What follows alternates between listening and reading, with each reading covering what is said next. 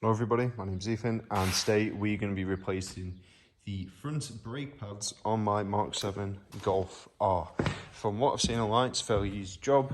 Car up, wheels off, and the brake pads basically just slot into place. You only need a 13mm socket, you need a decent either spanner, or I'm going to use a breaker bar because I've done brake pads in the past and the little bolts that actually hold the pieces together never usually come off. But once the top of the carpet is off, the brake pads basically just slot in place. They've got two little metal clips, I can show you. So as you can see, two little metal clips that hold it in place. And these are Brembo OEM replacement pads, as you can see, quite meaty and thick. Mine, you can't really see, but they are running low, and that's why I'm swapping them today. Didn't make sense to swap the discs, as you can see, they're in pretty good nick. But I think I'll get away with it this time, but next time I'll probably upgrade discs. The brake pads and discs on the rear have just recently been done when I bought the car about 6 months ago.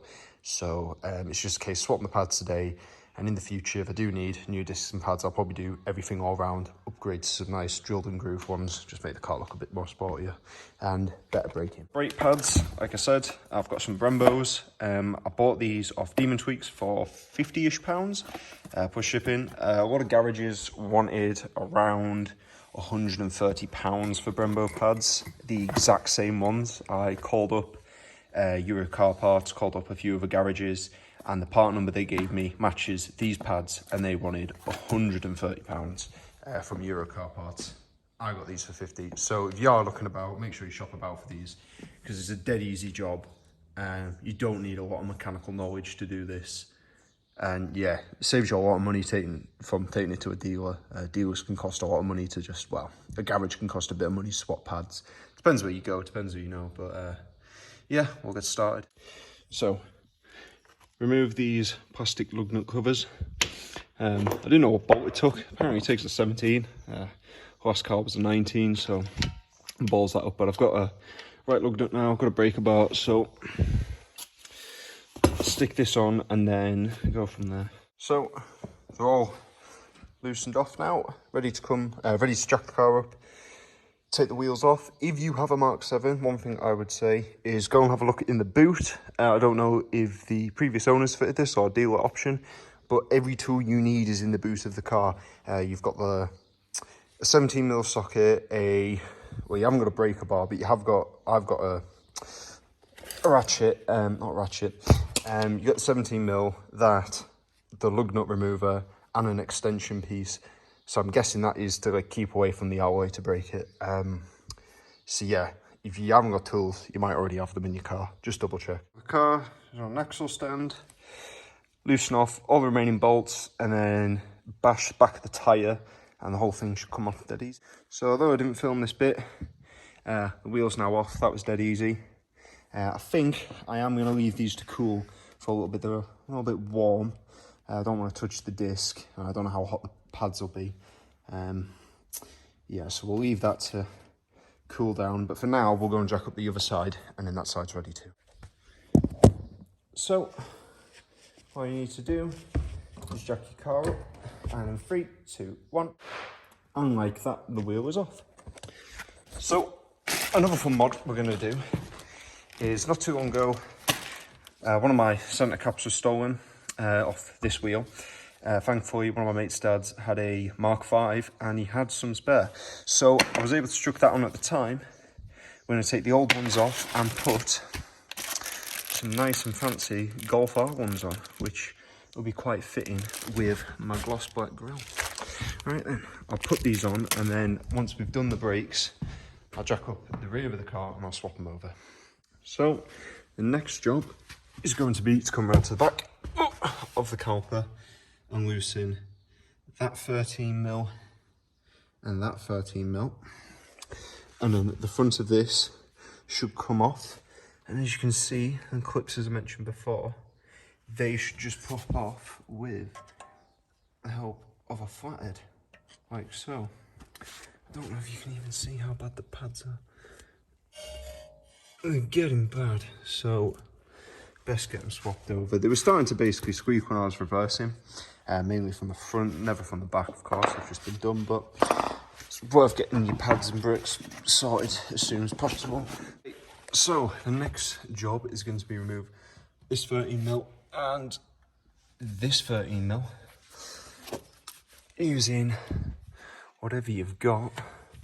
If it'll go on, I might spray it with some WD-40 before I start, and then using a flathead, pop these little clips out, and they should come off dead easy. The only thing that's got me confused is this Golf R plate. Is it attached to the pad or this bit here? But it looks like it's attached to this bit here, so I don't think I really need to worry about that. And then I might give the calipers a bit of a clean up, because that looks 10 times better just rubbing it. That looks better, a bit sportier. Nice black. Oh, lovely. I was wrong, guys. You also needed a 17mm to hold this bolt in place, and then using a 13 to loosen off this bolt. But I'll just leave it in place for now, as I need to take the bottom one out and I don't want this falling.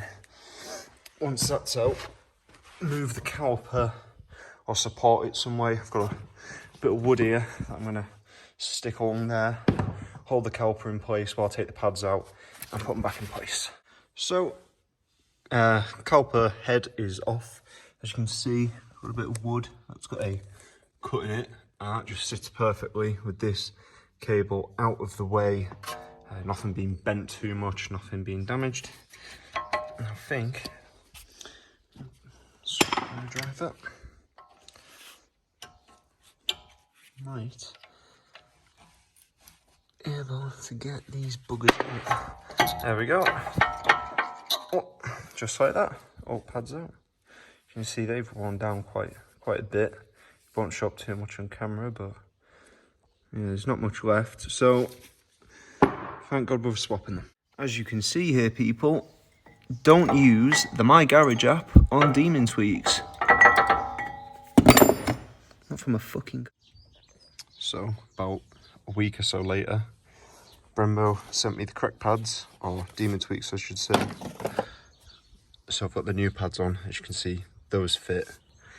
These are the previous pads, and there's a new set of pads. So you can see the difference in size. It's ridiculous. So these were wearing very thin, especially this last week. They've been quite noisy. So they're on now, so caliper back on and then repeat on the other side. So a major step I forgot about is a wind back tool. Effectively, a wind back tool sits between the two inside sections of the caliper, and you'll have a tool that either twists or pushes and spaces back a plunger or a push system. I've got it timed up, you won't be able to see. See if I can. So the next problem you'll have is pushing this wind back system back into the caliper. If you don't have a wind back tool, I've got a solution for it. Effectively, if you have a wind back tool, you'll put a plate where my thumb is here, remove the R plaque, and a twisting or a push wind back will feed this piston back into place, back into its pot. But if you haven't got one, what I've done is got a breaker bar. Taken the breaker bar, stuck it hard on the ground, and on an angle, pushed all the way down as hard as I possibly could to move the wind back, and it's worked perfectly. Now, to make the process a bit easier, if you remove your brake cap, or just crack it so air can breathe, otherwise you'll have an airlock system that won't move at all. It'll be very hard to move, I'd imagine. If you take your cap off, the piston should move back into position quite easily. Again, it's not the easiest thing. Obviously, if you have the right tool, use it, but I didn't, and this was the only solution I had.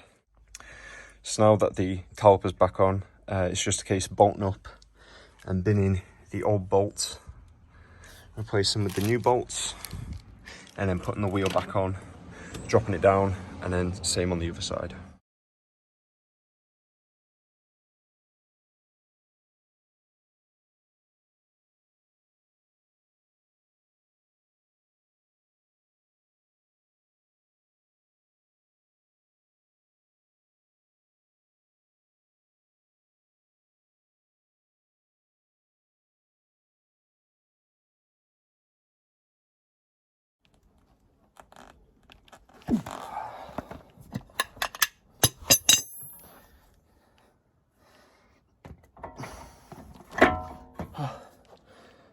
And just like that, you don't need a wind back tool.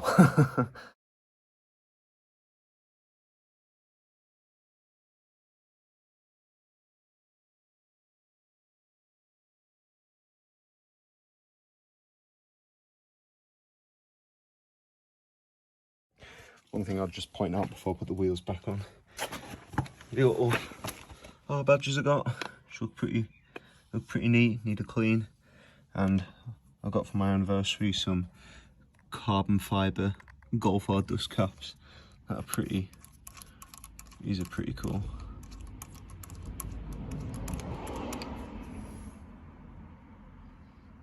Nice. So that's pretty much it now. Just tighten these back up on the ground, put the lug nut covers back on.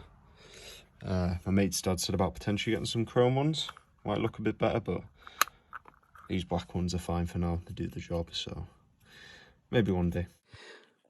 So just before I finish off, the only thing I would recommend is you keep these bolts. They are quite handy, and I assume there are issues where they seize, so it's probably best to keep hold of them just in case. And another thing I've done, I've cut this lead off.